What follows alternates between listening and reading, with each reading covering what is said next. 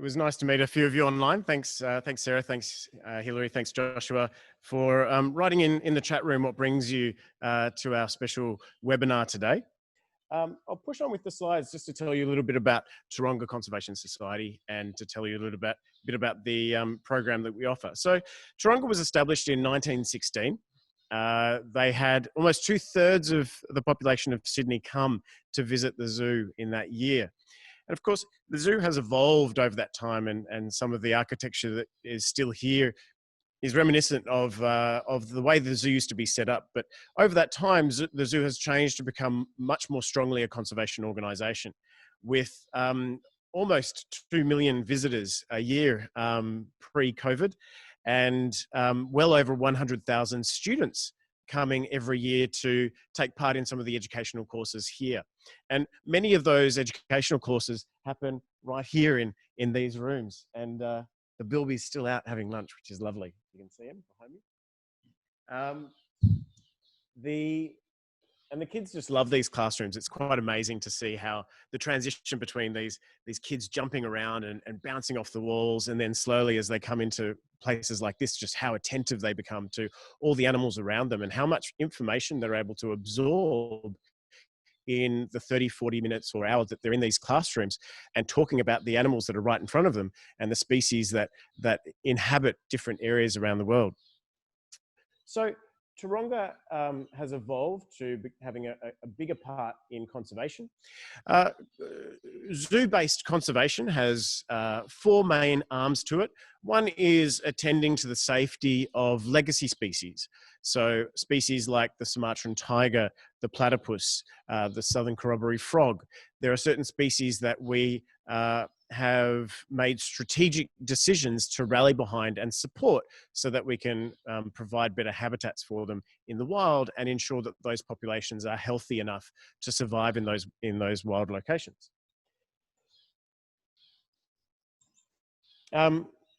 We also help establish insurance populations that have the genetic diversity in captivity that allows them to be released back into the wild if there's been a particular insult to the population in the wild. So housing insurance populations is a really important part of making sure that populations in the wild can maintain that genetic diversity and can be propped up if ever needed.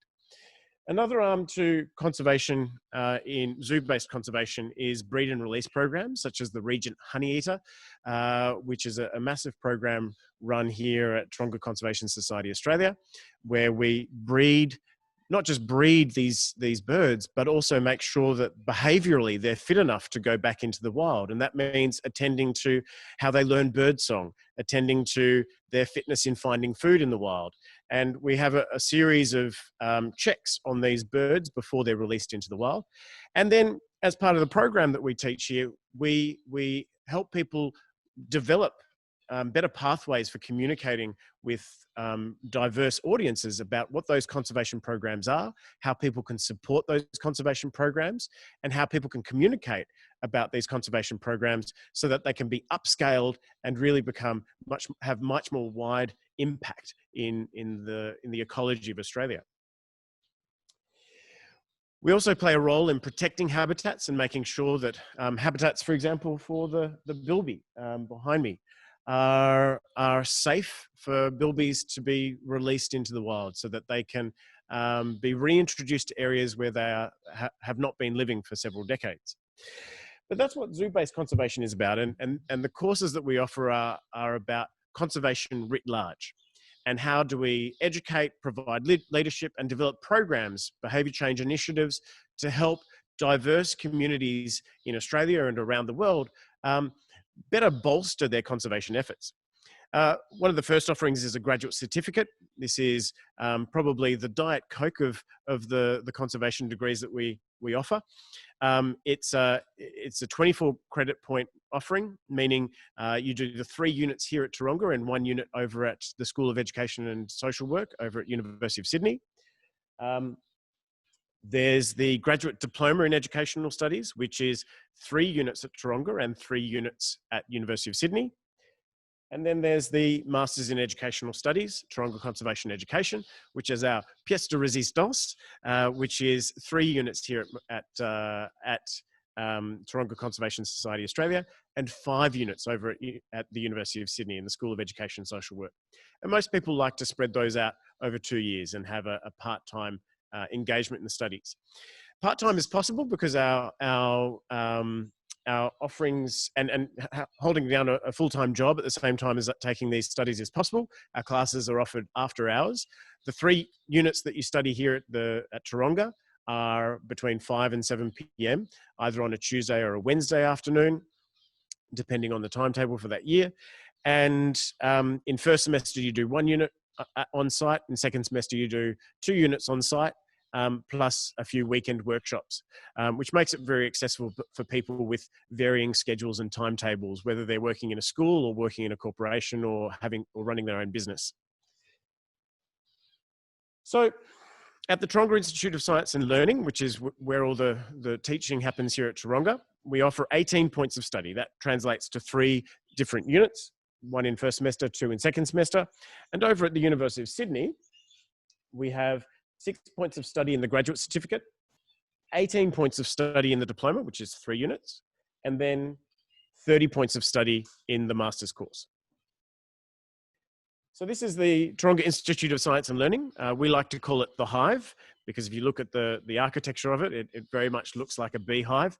And we certainly very much like the social mindset of bringing people together for collaboration and really understanding that the rest of nature is a key stakeholder in what's happening when humans get together. So we don't just talk about win-win relationships, we talk about win-win-win relationships in our program. How do we make sure that the rest of nature is winning as well? Now, the 3 units of study at Taronga, which I foreshadowed a little bit, the first is understanding conservation science. This is a really great, robust unit that has been put together with our conservation scientists here at Taronga Conservation Society Australia. We make sure that we cover off on as many different dimensions and initiatives in conservation as we can, so that students can understand the array of different conservation programs that take place in Australia and around the world. And we use many of the conservation projects that Taronga is working on as case examples, and as part of their assignments, students get to interview some of the scientists or learn firsthand about some of the projects that are happening here and write assignments about those. And what's really exciting is our current students are taking some of their assignment work and giving a life beyond the classroom and making sure that they're double branding their work with something that they can contribute to what they're doing in the classroom if they're a teacher, or what they're doing for a magazine that they're writing for if they work in journalism. Second semester is environmental education programs. This is where students learn about environmental education, the pedagogical philosophies of environmental education, and get to design and develop their own environmental education program for whatever audience is best for that person. The other unit, which is a really exciting unit, is conservation leadership and behaviour change, where we really get to think about and model different ways that conservation initiatives can engage with diverse communities and bring about change for the wild. And we're going to do a little activity in a moment that plays to that. All right, so here's a little taste test of what we do in some of our classes. So in 2050, we know that 70% of the world's population will live in urban areas. In the absence of contact with rural and natural habitats, future generations will grow up without an essential understanding of ecology, sustainability, and our place in the world. Environmental conservation will merely be an arbitrary concept unless steps are taken to ensure effective training of global leaders in environmental education. Conservation education targets the growing need to connect humans with the rest of nature. Students explore contemporary research in environmental education theory and practice, gain skills in ethical environmental programming, and critically analyse existing conservation education programs, including those happening here at Taronga. Building on their own passion for the environment, students will design their own education program to foster environmental literacy and sustainability. So one of the basic philosophies of conservation education or environmental education is education in, about, and for the environment. So when we say education in the environment, we're talking about situated education. We're talking about education that recognizes that habitat is both classroom and teacher. Using ways to wayfare through those habitats so students not only know information and facts about that habitat, but how to go about asking questions that interrogate that habitat, that bring new perspectives on how to coexist with that habitat. When we talk about education about the environment, we're talking about education that is focused on environmental issues, focused on endangered species, focused on how humans can live sustainably and minimize their impact on the rest of nature. And when we talk about for the environment, we're talking about education that is motivational, that is inspirational, that not only brings a moment of passion for a person, but brings about long-lasting behavior change that enables people to create ways of living that coexist sustainably with the rest of nature. And lastly, I would add that conservation education is education with the environment. We see that we need to learn with these species. We need to learn with these habitats, that we don't have all the answers, that we sometimes need to turn to the rest of nature to be our teacher. So this means that we also have to have a socially critical education, an education that recognizes that it needs to expand beyond the classroom, that it needs to infiltrate our daily lives in very meaningful and fulfilling ways. Our philosophy is that the collective wisdom of the class is greater than the teacher. So we are always really investing in bringing about the knowledge and wisdom of our students and allowing that to flourish, and also allowing habitat to be our teacher and create pathways for people to navigate habitat in ways that bring the lessons to us. And we recognize that teachers are wayfarers in this habitat, that there is dialectical and dialogical learning that is more than just turn-taking between individuals in a conversation. It involves showing how to learn from getting it wrong. So, giving people permission to get things wrong and to learn from the mistakes that they make or the mistakes they observe in others, and that there's no shame in making a mistake. The important thing is getting out there and getting your hands dirty. We also want to develop environmental literacy so that it is something that is valued and engaged with very strongly all across Australia and throughout the region. And we really want to help our learners ask expert questions. And we also contemplate big ideas like what it means to be an ecological citizen. So our learning is engaged both socioecologically as well as sociopolitically. It's a socially critical curriculum, and it's philosophically and empirically grounded. So we recognize that all learning is theory driven, but we also make sure that it is empirically driven by the latest and best current data we have available to us through the projects that are ongoing at Taronga, but also through projects that are happening worldwide and through some of the collaborations that we have with partners in Indonesia and other countries around the world.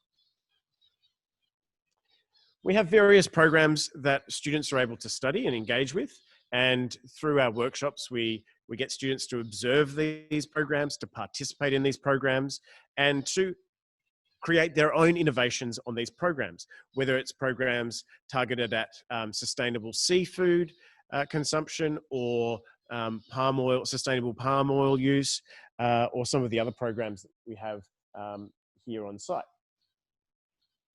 Okay, so I'm going to introduce you to one of the most basic units of education that modes of education we use here at Taronga Conservation Society Australia. It's one of the most basic modes that we use out on site on grounds when we have visitors coming to the zoo.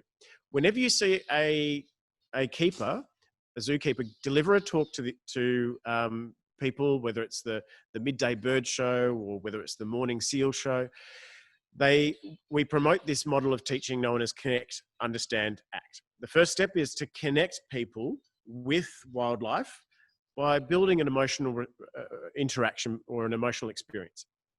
And then we inspire and promote an understanding of the wildlife that we're talking about through captivating our audiences and creating educational presentations. And then we want to give people the skills and provide them with the skills so that they can go out and take action on that knowledge that they have just gained and that experience that they have just undergone. So, first of all, you select, if we were to develop this from scratch, you would select a threatening process. What's happening in the world that is creating an obstacle for the rest of nature?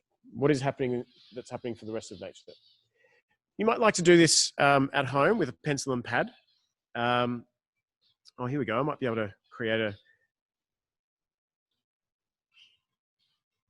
No, it's not coming up.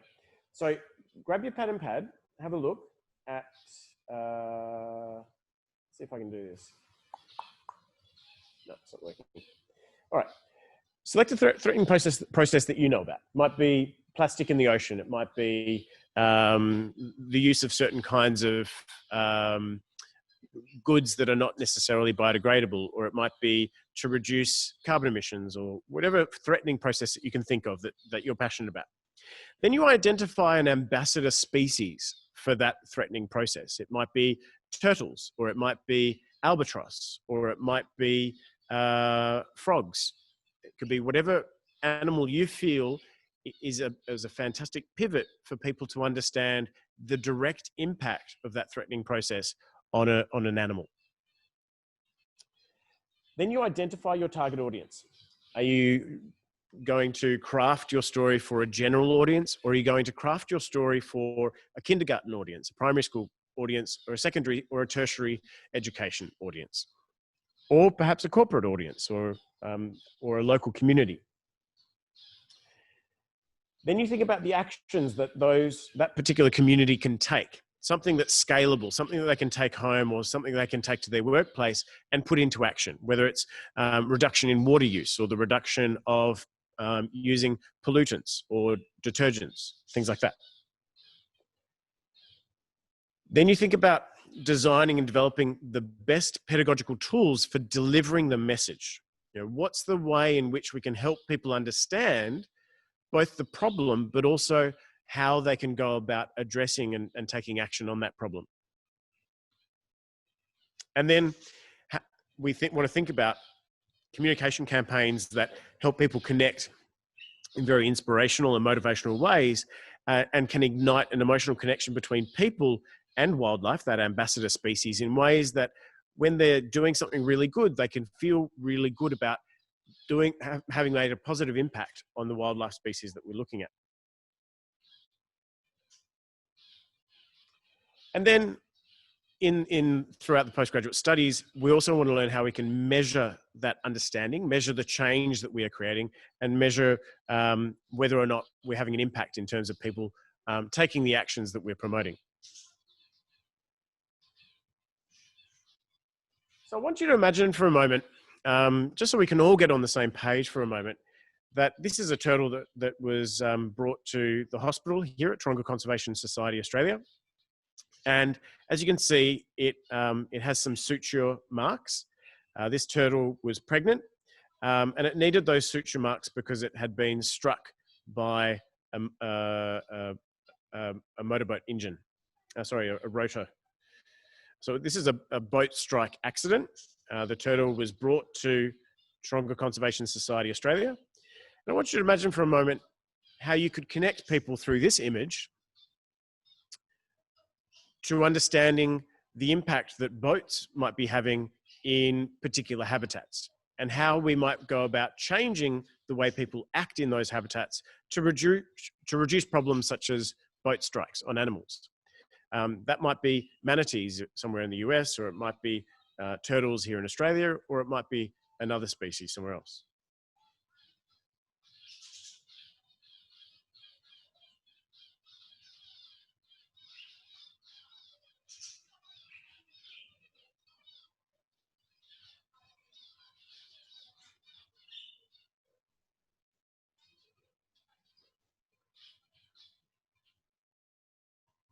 This is a pied cormorant.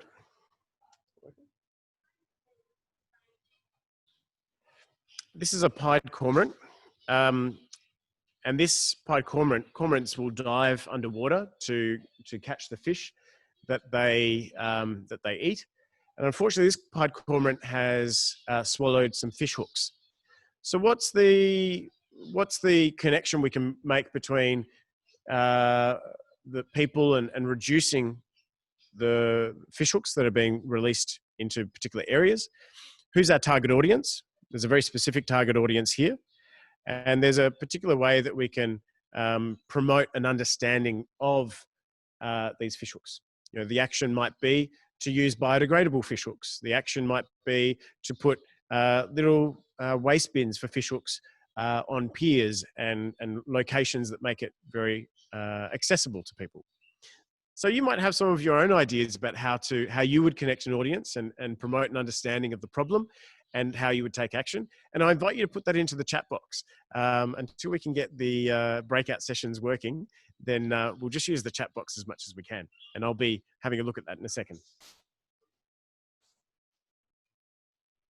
Okay, this is a peregrine falcon.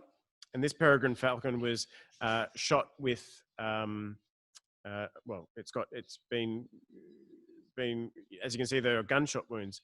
What's really fascinating about this X-ray of a peregrine falcon is that it has previous injuries that have healed. So this peregrine falcon obviously didn't have a very easy life, but there's a very specific audience here that we can think about.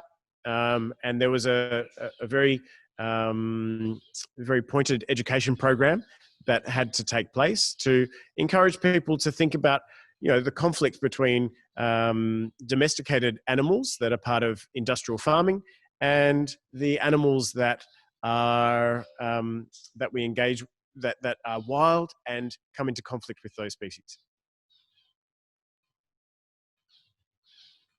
So to turn to the Connect, Understand, Act model for a second, here are just some words in a table that can help us think about ways that we can connect audiences. Do we want to create tactile experiences? Do we want to create close encounters? How can we give people an emotional connection to animals when they're looking at them through a screen? How can we create emotional interactions through storytelling, through role plays, or through discovery or mimicry? And then when it comes to developing an understanding, we can talk about themes, games, interactive styles of creating understanding, workshops, programs, not just a one-way, here's the information, think about it. What are some interactive styles of promoting understanding that we can use? And then when it comes to acting, we want to think about target behaviors. We want to think about removing barriers. What is convenient for our audience to do? What might take them out of their comfort zone? And how far out of their comfort zone can we push them to really drive some really serious, sustainable changes for a more thriving future for humans and the rest of nature? Okay, I'm going to take a moment to have a look at the chat room and see where you guys are all at. And if I can make the breakout sessions work, we might have a little chat about that Connect, Understand, Act model. Just for about 5 minutes, but I'll see if I can get the breakout sessions to work. If not, please continue chatting in the chat room. So I'm going to just engage for a moment in one of the ideas about how would you create a Connect, Understand, Act model centered around illegal wildlife trade. And this is a really fantastic question. And Hilary, thank you also for your question. And if we get time, I'll hopefully come to that. But in order to talk about the Connect, Understand, Act model, I think illegal wildlife trade.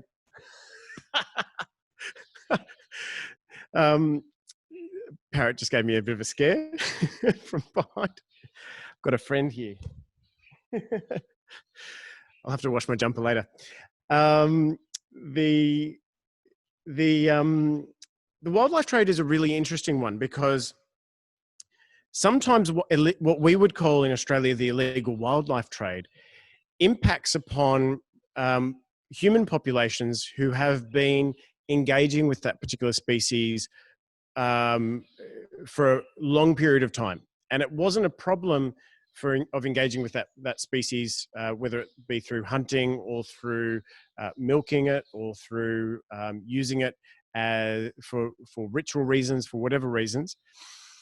But sometimes what we would consider an animal that is endangered, for that particular community, they had a sustainable way of living with it, and it didn't become endangered until human populations became really large and really big.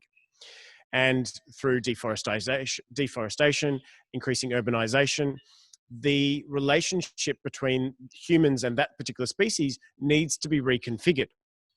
Now, if people aren't on board with that reconfigured relationship, if those Indigenous communities have not been brought to the table and had their perspectives aired and shared, then you're not going to be bringing them into the idea that we need to take action to preserve that particular species or look after its habitat or make sure that it's got a healthy environments in which it can thrive.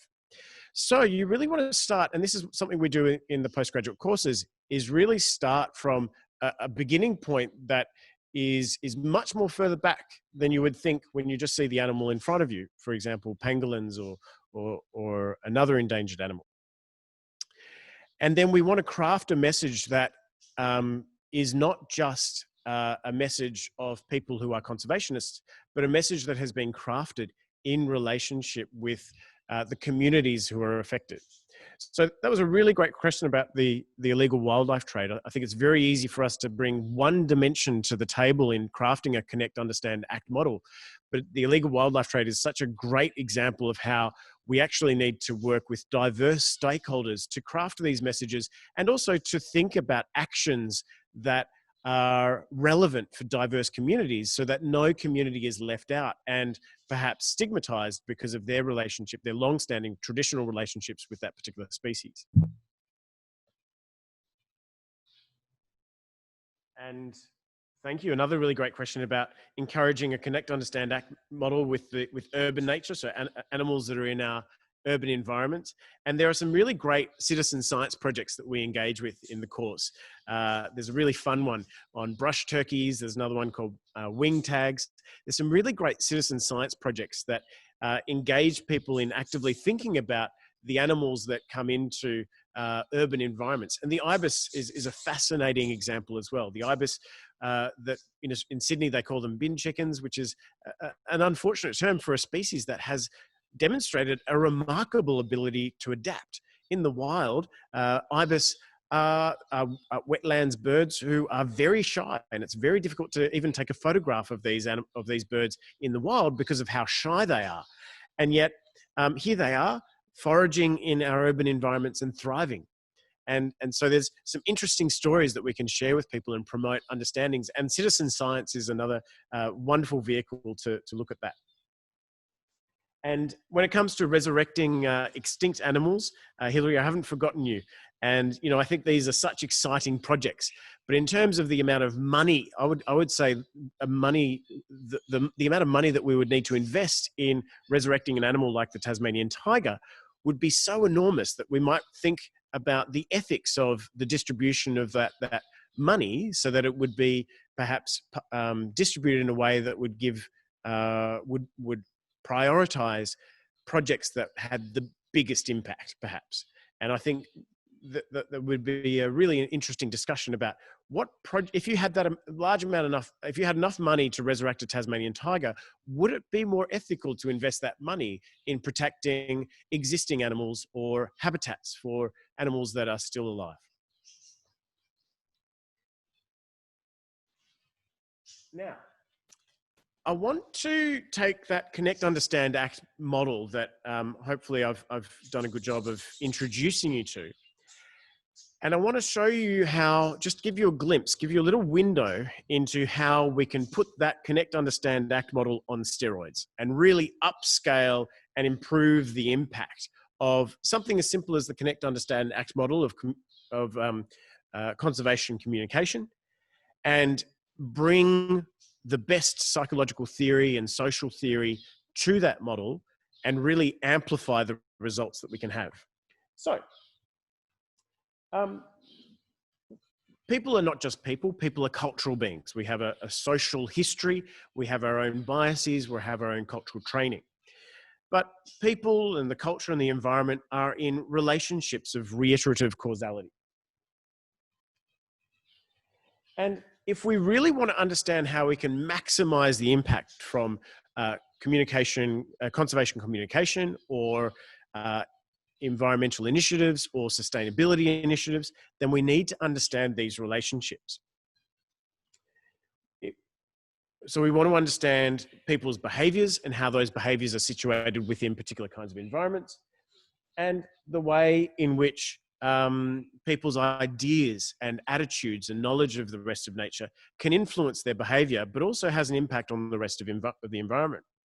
So using this model, which is from social cognitive theory, and also taking influences from other fields of the social and psychological sciences, we can scaffold and build a much better holistic program for engaging with diverse communities around the world, and really upscaling these exciting conservation initiatives that sometimes students come up with, or is already existing, but it's lacking some oomph behind it. So these are slides that we will engage with in depth in the course of the postgraduate studies here. Um, and, and we really want to unpack these in such a way that students have a complete handle on not just the Connect, Understand, Act model, which I can teach you in 5 minutes, but really bring to it knowledge and skills and experience that really give people a lot of confidence in delivering these projects and making sure that they have really great outcomes at the end. One thing we use as well, and this is a second semester, one of the second semester units, we teach about the behaviour change wheel, where we look at the capabilities of people, their opportunities and motivations in engaging with conservation. And then we build around that and look at all the various dimensions of their environment, their cultural environment, their social setting, their ecological environment, whether it's urban or rural or otherwise, and think about all the kinds of structural factors and where we would invest our efforts and our energy to mobilizing the best change to give people the capability to engage in conservation projects, the opportunities, and to motivate people on those projects. And teaching this wheel is not something that I can do in a short 5 minutes, but I'm just showing it to you now so that you can see how you can take something like Connect, Understand, Act and really blow it sky high in terms of the impact that you can have in your educational programs, or in communication campaigns that you have in diverse workplaces, whether it be as a sustainability officer for a corporation, or whether it be for government, or whether it is in a foreign aid and development project. So I won't spend too much time on these slides, but I'm happy to certainly answer some questions about them. There are various steps that we follow, and I teach these steps to crafting a conservation initiative. This is a semester-long unit, so it's quite a big thing to understand, but students come out the other side of it with some really great initiatives. One of our students last year, for example, came up with this e-water conservation communication campaign, where they promoted the use of ionized water as a cleaning agent, and took efforts to help people reduce the amount of detergents they're using at home to wash all different kinds of surfaces, and to really minimize the amount of pollutants that they're releasing into the waterways. And that was done using this 8-stage model of behavior change.